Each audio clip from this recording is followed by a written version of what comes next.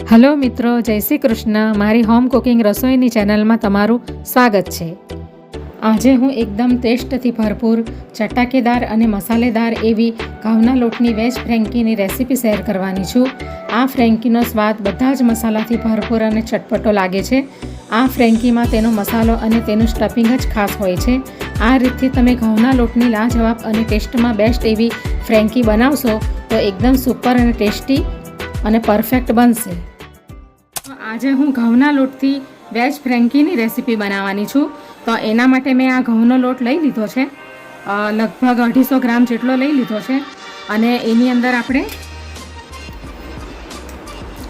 સ્વાદ અનુસાર મીઠું નાખીશું, 1 ચમચી જેટલું ઓઇલ નાખીશું. હવે આપણે મિક્સ કરી લઈશું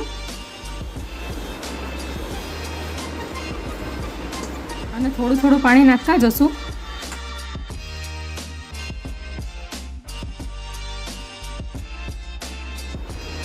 તો ફ્રેન્કી બનાવવા માટેની રોટલીનો ડો તૈયાર કરી લઈશું આપણે હમણાં.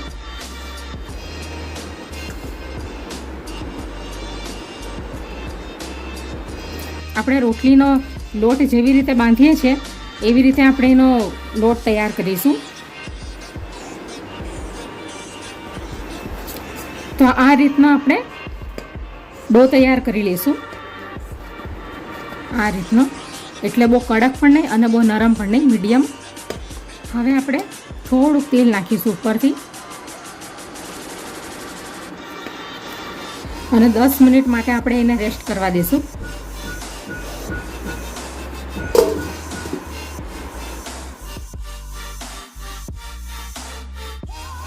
તો ફ્રેન્કીના સ્ટફિંગની ઉપર નાખવા માટે મેં આ મરચાં 2 કાપી લીધા છે રાઉન્ડ શેપમાં.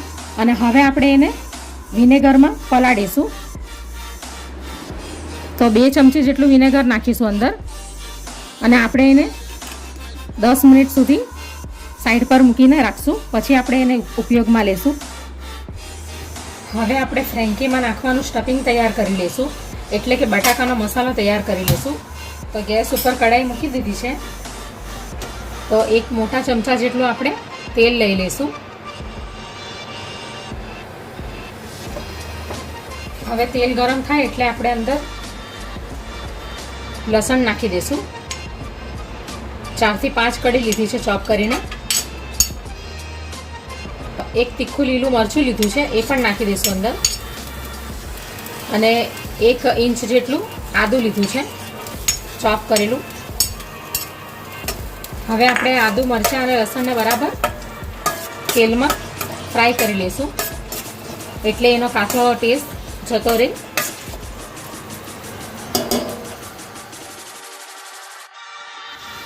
હવે આપણે એની અંદર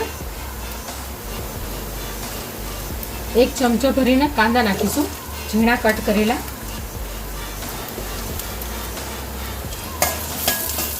એટલે નાનો કાંદો મીડિયમ સાઇઝનો લઈ લીધો છે, જેને મેં આવી રીતે કાપી લીધો છે. તો હવે કાંદા પણ ફ્રાય થઈ ગયા છે, એનો કલર પણ ચેન્જ થઈ ગયો છે.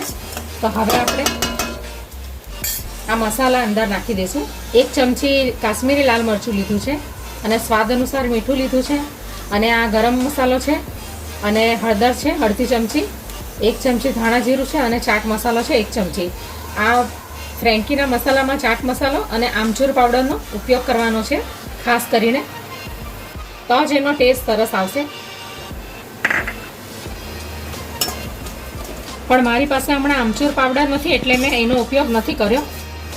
એના બદલામાં હું અડધું લીંબુ અંદર નાખી દઈશ. હવે આપણે આ 3 નંગ મેં બટાકા લઈ લીધા છે બાફીને, જેને મેં છોલીને મેશ કરી લીધા છે, એ અંદર નાખી દઈશું આપણે.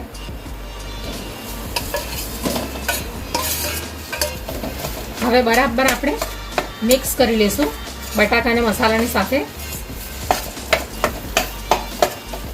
હવે આપણે એની અંદર 1 મોટી ચમચી જેટલું ટમેટો સોસ નાખીશું, 1 ચમચી જેટલો ડાર્ક સોયા સોસ નાખીશું. કટ કરેલા ઝીણા ધાણા નાખી દઈશું. હવે અડધું લીંબુ નાખી દઈશું. તમારે એની અંદર આમચૂર પાવડર જ નાખવાનો, પણ ન હોય તો લીંબુ નીચોવી દેવાનું. હવે આપણે બરાબર મસાલાને મિક્સ કરી લઈશું. તો હવે બટાકાનો મસાલો રેડી થઈ ગયો છે. તો હવે આપણે ગેસને બંધ કરી દઈશું અને આ મિશ્રણને આપણે ઠંડુ પડવા દઈશું. તો હવે 10 મિનિટ થઈ ગઈ છે. તો હવે આપણે ફ્રેન્કી બનાવવા માટેની રોટલી તૈયાર કરી લઈશું. આ મેં એકદમ પ્યોર ઘઉંનો લોટ જ લીધો છે. આની અંદર કોઈ જાતનો પણ લોટ બીજો નથી એડ કર્યો. ફક્ત ને ફક્ત ઘઉંનો લોટ જ છે. કારણ કે પહેલાં યુટ્યુબ પર મેંદાના લોટની ફ્રેન્કી અપલોડ કરેલી જ છે અગાઉથી. એટલે આજે ઘઉંના લોટની ફ્રેન્કી તૈયાર કરવાની છે. તો હવે આપણે આની રોટલી તૈયાર કરી લઈશું. હવે આપણે રોટલી બનાવી લઈશું. તો એના માટે મેં આ એક પોષણ લઈ લીધું છે લોટનું. હવે એને આવી રીતે ગોળ કરી ને આપણે એની રોટલી વણી લઈશું. થોડોક લોટ લગાવીને પતલી પતલી રોટલી આપણે વણીશું.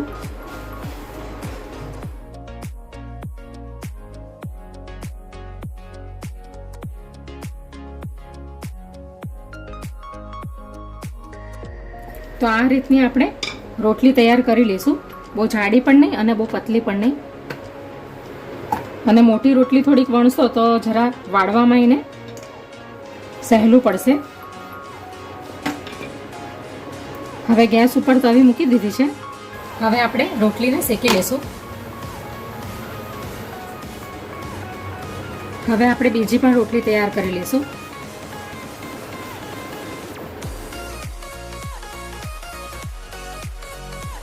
હવે આપણે રોટલીને બીજી સાઈડેથી શેકી લઈશું. રોટલી શેકાય એટલી વારમાં આપણે બીજી રોટલી તૈયાર કરી લઈશું.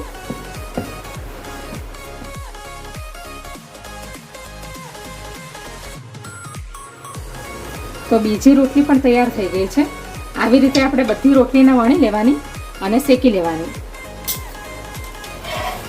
હવે બીજી સાઈડે પણ શેકી લઈશું.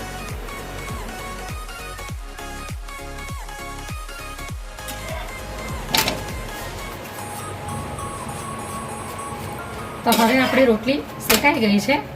તો હવે આપણે એને એક ડીશમાં કાઢી લઈશું. તો આ ટાઈપની આપણે બધી રોટલીને શેકી લેવાની છે.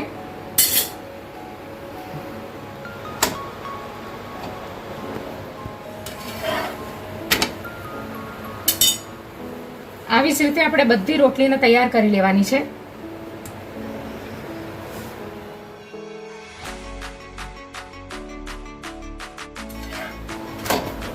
તો બીજી રોટલી પણ તૈયાર થઈ ગઈ છે. તો હવે આપણે એને પણ લઈ લઈશું. તો આવી રીતે આપણે બધી રોટલીને તૈયાર કરી લેવાની છે. અને એક કાપડમાં ઢાંકીને રાખવાની છે એટલે નરમ રહે. આ રીતે એટલે આપણે ફ્રેન્કી વાળીએ ત્યારે સરસ આસાનીથી વળી જાય. હવે આપણે બટાકાનો મસાલો છે એની ટિક્કી આપણે લાંબી ટિક્કી વાળી લઈશું. હવે આપણે આ બટાકાના મસાલાને લાંબી ટિક્કીનો શેપ આપી દઈશું.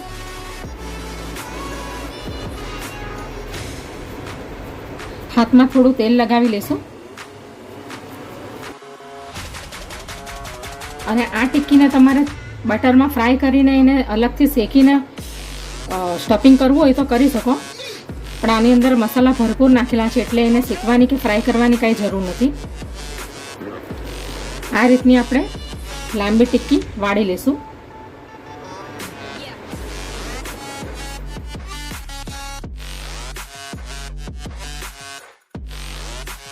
તો આ રીતની આપણે બધી લાંબી ટિક્કીનો શેપ આપી દઈશું બટાકાના મસાલાને. હવે આપણે ફ્રેન્કીની ઉપર નાખવાનો સ્પેશિયલ મસાલો તૈયાર કરી લઈશું. તો એના માટે મેં આ શેકેલું જીરું લઈ લીધું છે 2 ચપટી જેટલું. અને આ લાલ મરચું છે અને આ સંચળ પાવડર છે અને આ ચાટ મસાલો છે. આપણે એને મિક્સ કરી લઈશું અને ફ્રેન્કીનો મસાલો તૈયાર કરી લઈશું ઉપરથી નાખવા માટે. તો આ રીતનો આપણે મસાલો રેડી કરી લઈશું. તમારે ઘરે ન બનાવવો હોય તો બહારથી પણ તમે લાવી શકો. સ્પેશિયલ ફ્રેન્કીનો મસાલો પણ મળે છે આ રીતનો. હવે આપણે ફ્રેન્કી બનાવવાનું ચાલુ કરીએ. તો હવે રોટલી લઈ લીધી છે, તો એની ઉપર આપણે 1 ચમચી આ શેઝવાન ચટણી છે એ નાખીશું. તમે શેઝવાન સોસ પણ નાખી શકો.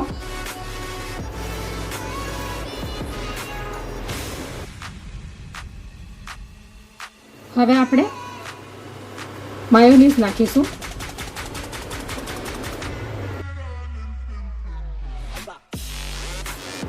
એને પણ મિક્સ કરી લઈશું અને સ્પ્રેડ કરી લઈશું ચારે બાજુ.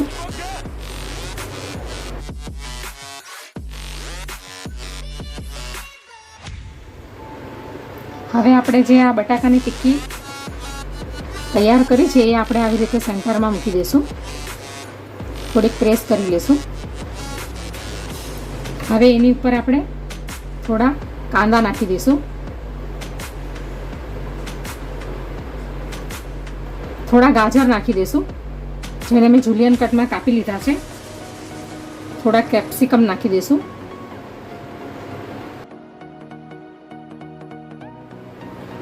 કોબીજ નાખી દઈશું.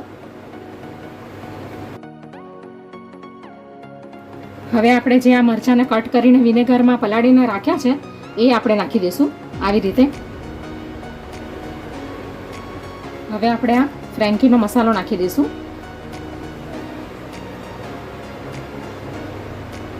હવે આપણે ચીઝ નાખી દઈશું ગ્રેટ કરીને. આ પ્રોસેસ ચીઝ મેં લીધું છે.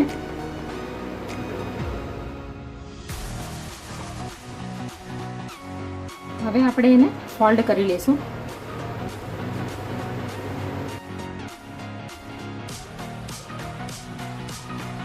હવે આપણે નોનસ્ટિક તવીમાં બટર નાખી દઈશું.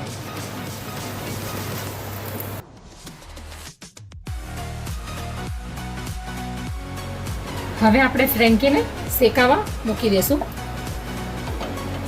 બંને સાઈડેથી આપણે બરાબર એને શેકી લઈશું. હવે આપણે એવી રીતે આપણે બીજી ફ્રેન્કીને પણ તૈયાર કરી લઈશું.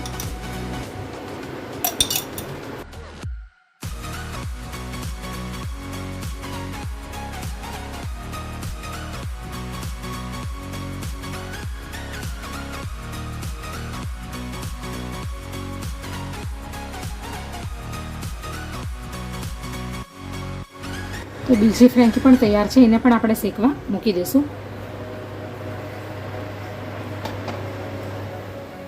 હવે આપણે ફ્રેન્કીને પલટાવી દઈશું.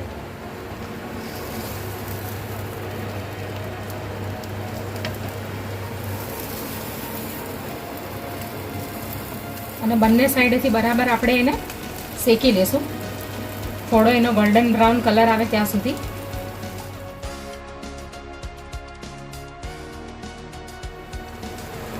તો હવે ફ્રેન્કી રેડી થઈ ગઈ છે. તો હવે આપણે એને ડીશમાં કાઢી લઈશું.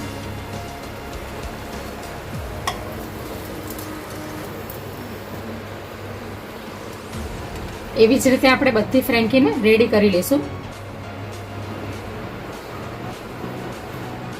તો ઘઉંના લોટમાંથી બનેલી વેજ ફ્રેન્કી તૈયાર છે, જેને મેં ડીશમાં સર્વ કરી લીધી છે.